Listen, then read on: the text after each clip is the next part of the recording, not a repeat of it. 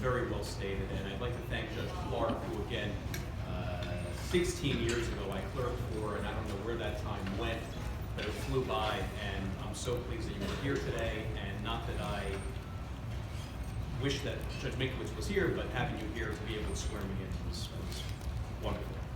I was advised by Ron Heyman that the over-under on my mentioning of Boonton of the New York Metropolitans during the speech is at 3, so get your wagers in.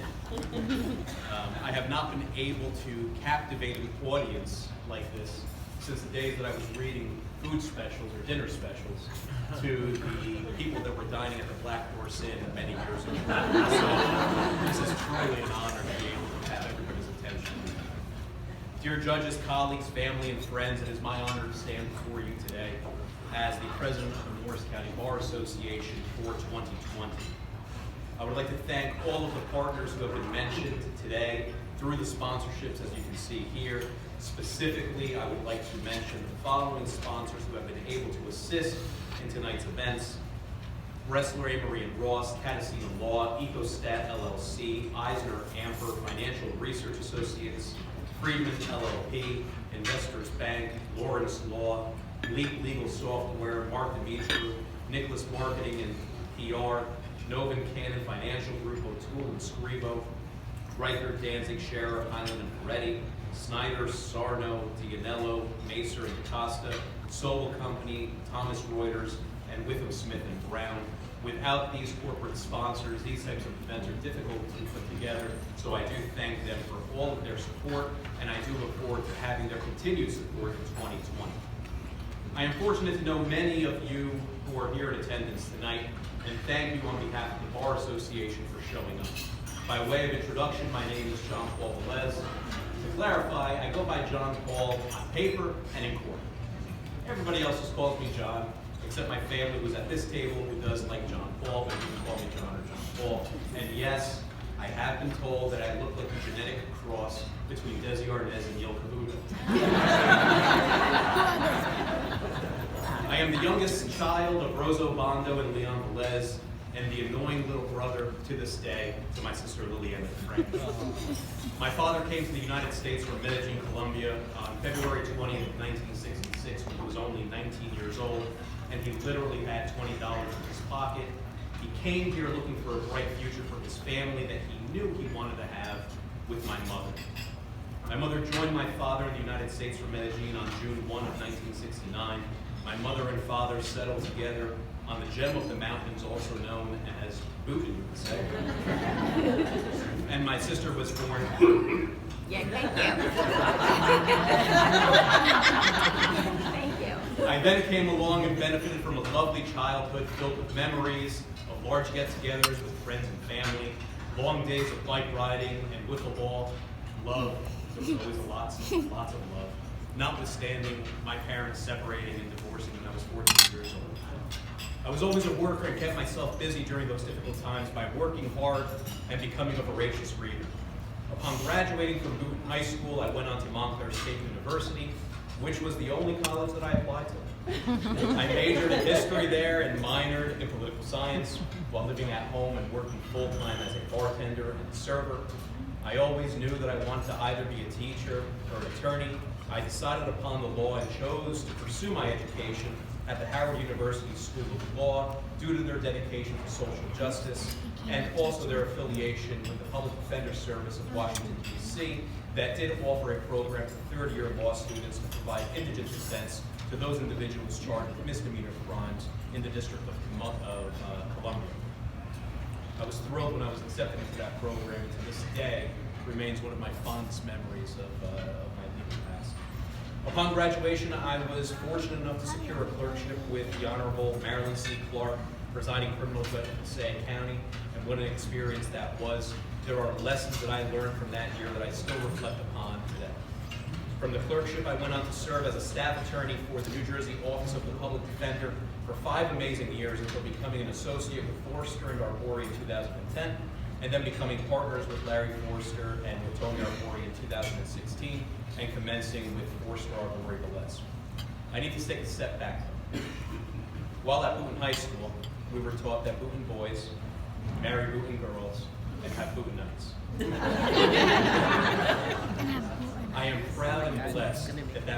prophecy was fulfilled in my case in 2005 when I married the love of my life, Danielle, whom I have known since we were 7 years old.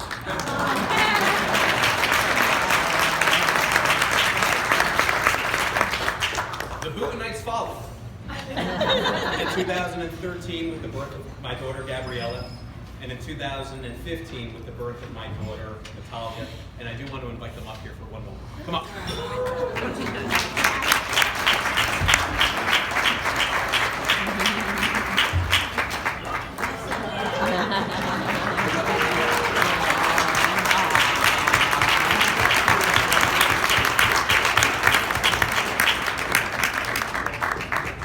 I don't care about all the nice things that everybody says about the legal profession. I don't care about all of the education that we have. I don't care about the acquittals, the reversals, the appeals, the jury awards that we receive. That's what it's about. And that is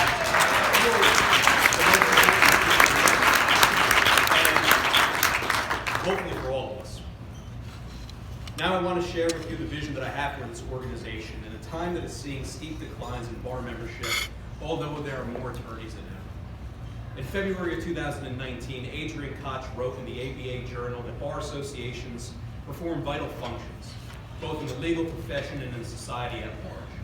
She noted that these include serving as a central point of engagement for lawyers who wish to participate in pro bono work, helping to educate the public about legal issues, developments in the law and their legal rights, reporting on legal trends, advocating for legal reform, and helping maintain the integrity of the legal profession. In noting the decline in membership in bar associations, Ms. Koch observed that there are undoubtedly adjustments that bar associations must continue to make in order to meet the demands of a changing profession in a changing world.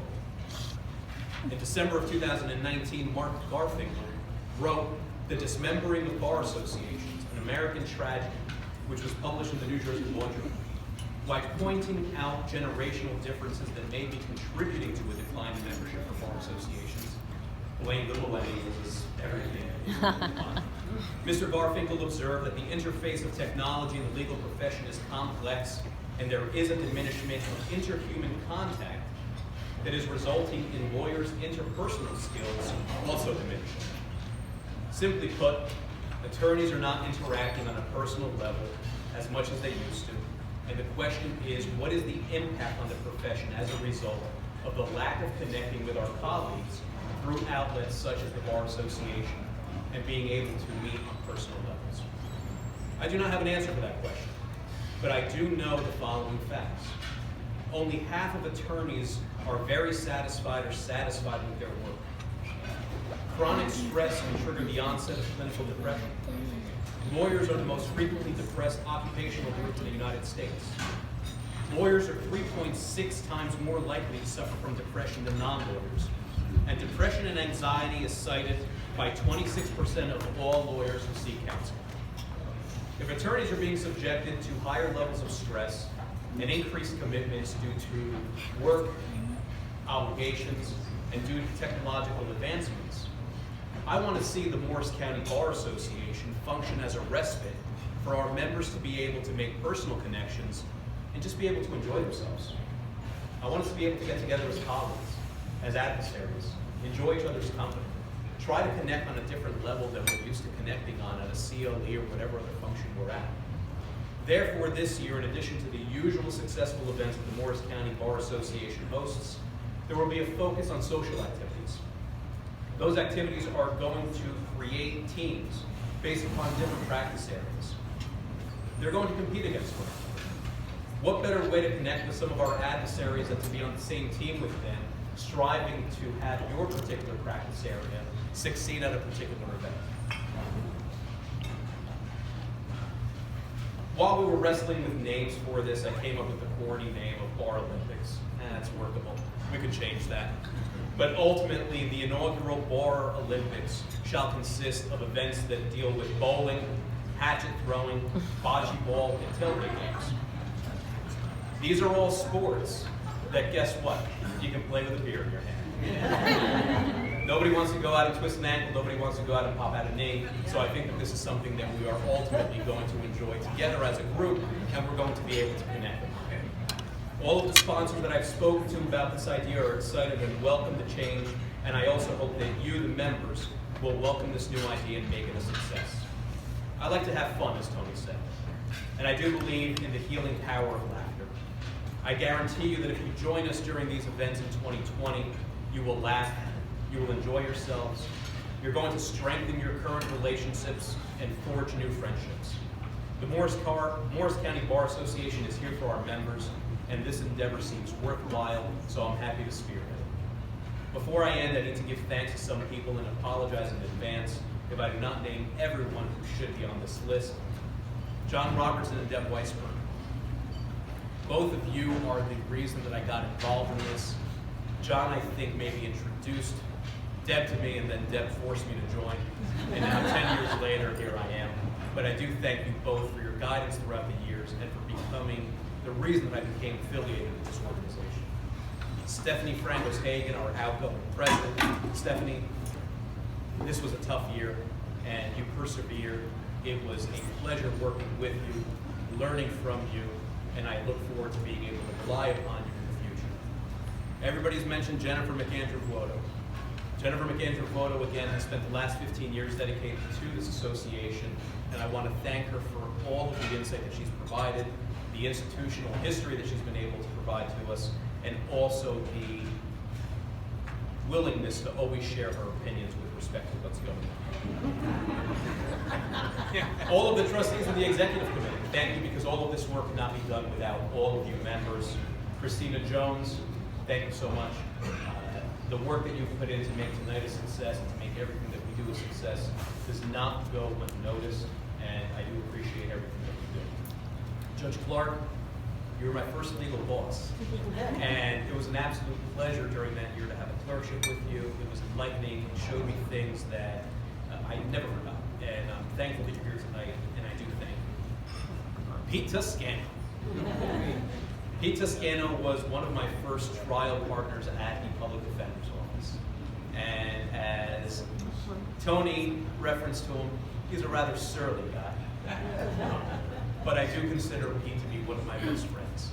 And the lessons that I learned from Pete, in addition to mixing the olive oil with the Parmesan cheese and then putting the pepper flakes on top, really has more to do with his dedication to indigent defense and the way that he was able to speak to clients, communicate with clients, and make them understand that sometimes you need to get out of your own way. Pete, I unabashedly say that I love you, and I really do thank you for your friendship.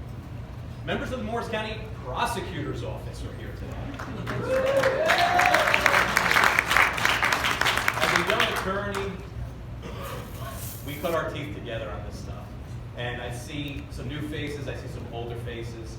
It's no surprise that the younger faces are all together and the older faces are all together. But we had some good times together, and I do thank you for all of the work that we do, all of the work that we try to accomplish together, and all of the lessons that we've been able to learn throughout the years based upon our different trial assignments and what cases we were dealing with. The support staff of 4-star Paul Velez. It's a funny little place, a little red house on Route 10. People ask, where is it? I say the beginning or the end of Route 10, depending which way you're traveling. Thank you to everyone that's here. Thank you to all of the support staff. Without you guys, the work that we do would not be accomplished. And again, it does not go unnoticed. Larry, thank you for what you do. You're always willing to give your opinion. You're always willing to open up the door, because it's usually closed. You're willing to open it up and to speak about the cases and give advice, and that is something that is invaluable to the firm. Tony, in terms of mentors, I remember the day clearly. I was in court with Pete Toscano.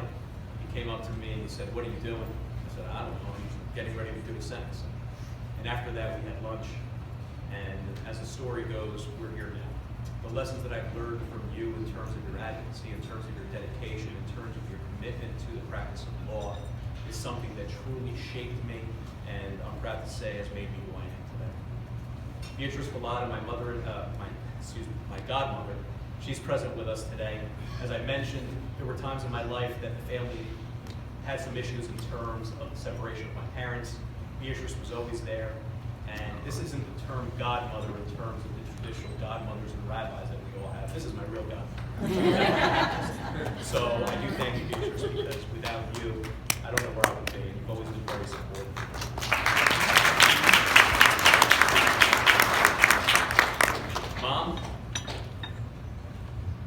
one of the strongest women I know.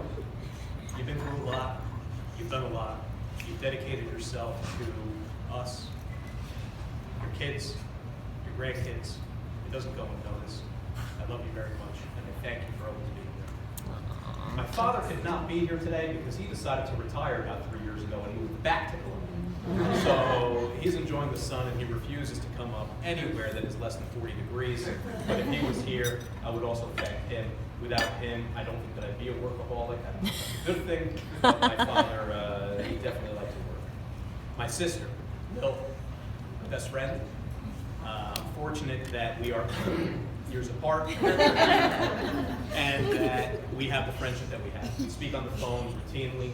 We're able to share stories. We're able to bounce ideas off of each other. And without my sister, again, I don't think that I'd be able to survive on a daily basis because of our shared experiences and our joking about, talk to the therapist about it. My girls, thank you for sharing me with everybody in this room. These two just light up my day on a daily basis, and I do thank them for everything that they do. They love to tell jokes, as Tony referenced. They love to tell riddles, and they are all around cool girls.